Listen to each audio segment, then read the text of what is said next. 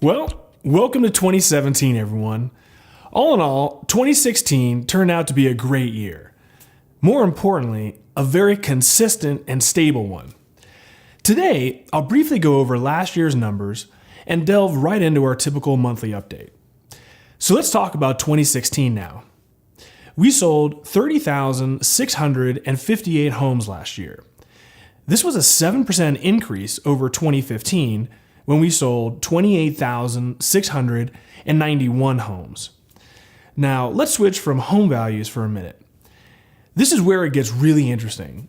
Just like last year's sales, we ended the year with a median price of $230,000. This was a 7% increase over last December at $215,000. Now, we can look at it and simply say that median price is up 7% over last year, because technically that's a true statement. What's interesting, however, is that if you take all of the sales in 2015 and then compare all of the sales from last year, the median price change was only 3.3%. In the history books, that's technically how it's going to be remembered. Considering the previous years were 9.2, 14.7, and 29.8%, it really illustrates how modest of a year it really was. Okay, let's get into our normal monthly update. Last month, we sold 2,505 homes. This was only a 0.5% increase over last December's sales of 2,496. As we discussed earlier, last month the median price was $230,000. As you can see on the screen, this was actually down almost 3% from November, when the median price was $236,600. But to be fair, the median price went down in December of 2015 as well. So let's not really make a big deal about it just yet. Okay, now let's check out the inventory levels. As you can see on the screen right now, we ended the year with only 6,125 homes on the market. Let's take a minute to discuss this topic. While inventory tends to decrease every year from November through March, this is much more concerning. As of right now, our inventory is down to only 5,884 homes. The reason I'm mentioning this is because the last time our inventory was this low was September 5th of 2013. That same year, prices jumped 30%. Now, am I predicting a 30% jump in prices right now? The answer is no, no way. But this low inventory is very concerning. If sellers don't start putting homes on the market soon, we're going to have a major supply problem. I don't think home values should increase dramatically. However, due to such low inventory, if these numbers don't start dramatically rising soon, the spring demand could result in multiple offers due to heavy competition. Now, multiple offers result in higher prices. I really like the pace that our market is at right now, but you can't ignore the business relationship between supply and demand. Let's quickly break down our inventory and check in on the foreclosure activity before we wrap this all up.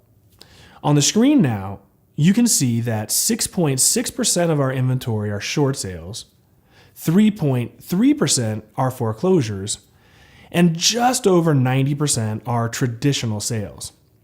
In comparison to previous months, foreclosure rates are steady, while short sales are decreasing. As time goes by, we should see a higher percentage of traditional sales, so technically, this is all right in line. Now let's check in on the NODs, or Notice of Defaults.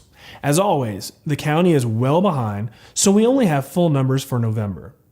As you can see, November saw 366 NODs filed.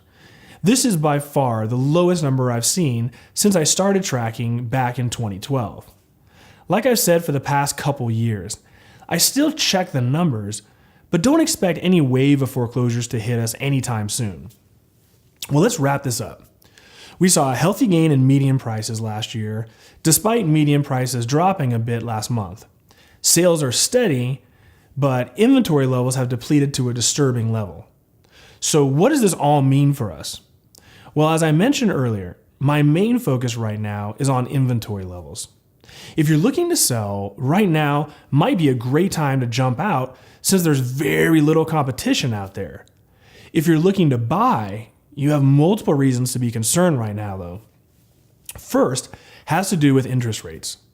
While some think that interest rates might come back down a little bit from overreacting, the overwhelming thought is that interest rates will increase substantially by the end of this year. Considering the recent jobs report and Trump's presidency, all evidence points to economic growth. Now, economic growth equates to inflation, which equates to low demand for bonds, which finally equates to higher interest rates.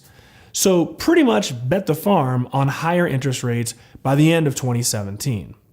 All right. Second, look back at that inventory. There's not much to choose from out there.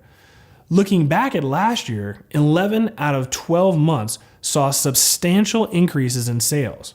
Substantial. If we continue to have a high demand just like last year and inventory is already diminished, our housing market is going to have to appreciate in value until that demand decreases. Frankly, I don't want to see a double-digit year of home value increases since I think that we'd really be pushing our own affordability a little bit too much too soon. But if we continue down this road, don't be surprised to see prices jumping this spring and summer. Well, that's it for January, everyone. Thank you for watching. Please click, somewhere around here to subscribe, and I'll see you all next month. Thanks so much.